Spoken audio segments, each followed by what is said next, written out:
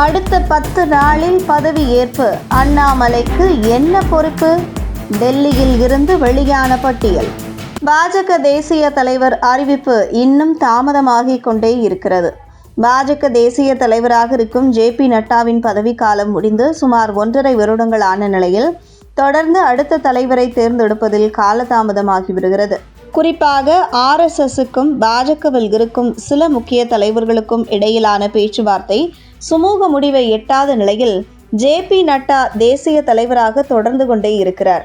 இந்த நிலையில் தேசிய தலைவர் பட்டியலில் பல பெயர்கள் பரிசீலனையில் உள்ளது என்றும் அதில் பெண்களுக்கு முக்கியத்துவம் வரும் வகையில் இம்முறை ஒரு பெண் தேசிய தலைவராக பொறுப்பேற்க இருக்கிறார்.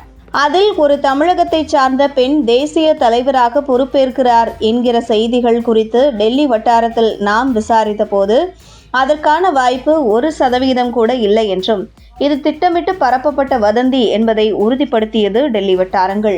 அந்த வகையில் தேசிய தலைவராக தமிழ்நாட்டை சார்ந்த யாருக்குமே வாய்ப்பில்லை என்றும் அதேபோன்று பெண்களுக்கும் வாய்ப்பில்லை என்பதை உறுதிப்படுத்தியது டெல்லி வட்டாரங்கள். இந்த நிலையில் இந்தியா முழுவதும் பாஜகவின் மாநில தலைவர்கள் தேர்வு செய்யப்பட்டு அறிவிப்பு வெளியான நிலையில் இதுவரை குஜராத், மேற்கு வங்கம், உத்தரப்பிரதேஷ் போன்ற முக்கிய மாநிலங்களில் பாஜகவின் மாநில தலைவர்கள் இன்னும் தேர்வு செய்யப்படவில்லை. இதுதான் பாஜக தேசிய தலைவரை தேர்வு செய்வதற்கும் தாமதம் என கூறப்படுகிறது. ஆனால் அடுத்த 10 நாட்களுக்குள் பாஜகவின் தேசிய தலைவர் அறிவிப்பும் வந்துவிடும். அதேபோன்று இன்னும் பாஜகவின் மாநில தலைவர்கள் அறிவிக்கப்படாத உத்தரப்பிரதேஷ், குஜராத், மேற்கு வங்கம் போன்ற மாநிலங்களில் புதிய பாஜக மாநில தலைவர்கள் நியமிக்கப்படுவார்கள் என உறுதிப்படுத்துகிறது டெல்லி வட்டாரங்கள். மேலும் இந்த நிலையில் பாஜகவின் தேசிய தலைவர் இம்முறை முழுக்க RSSஐ சார்ந்து இருக்க வேண்டும் என்பதில் RSS உறுதியாக இருப்பதால் அதுதான் தற்பொழுது பாஜக தேசிய தலைவர் அறிவிப்பில் காலதாமதம் ஏற்பட காரணம் என கூறப்படுகிறது. காரணம், தற்பொழுது இருக்கும் தேசிய தலைவரான ஜே.பி. நட்டா RSSஐ இதற்கு முன்பு சாடியது RSSஐ மிகப்பெரிய கோபத்திற்கு உள்ளாக்கியது. அதனால் அடுத்து வரும் தேசிய தலைவர்கள் RSS சார்ந்து இருக்க வேண்டும். அதில் உபேந்திரா யாதவ், சிவராஜ் சிங் சௌகான், ராஜ்நாத் சிங் இவர்களின் ஒருவரை தேர்வு செய்வதற்கான வாய்ப்பு அதிகமாக இருக்கிறது என்று கூறப்படுகிறது. இதில் உபேந்திர யாதவுக்கு பாஜக தேசிய தலைவராவதற்கு அதிக வாய்ப்பு உள்ளது என்றும் காரணம், அயோத்தி ராமர் கோவில் விவகாரத்தில் வழக்கறிஞர் குழுவில் ஒருவராக உபேந்திர யாதவ் இருந்துள்ளார்.